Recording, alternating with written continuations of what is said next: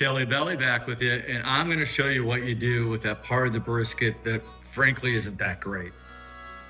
Talking about the part on the flat, right? The part on the flat on the end, that's the thinnest part of your brisket, it's going to get where it's dry. It's almost impossible not to have this dry. My intent is not to tell you how to make it not dry. My intent is how to make it gold. And the answer to that is this: chili. Brisket chili, smoked brisket chili. This is the best thing to use this part of the meat for. Salt, chili powder, cumin, beans, diced tomatoes, poblano peppers, jalapeno peppers, my smoked brisket. That's it. That's all you need to have a great chili. We're gonna chop all this up, throw in the crock pot. It's gonna kick ass, people, I'm telling you.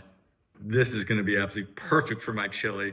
The amount of smoke and bark and everything in this meat, it's exactly what you want to permeate everything in your pot of chili.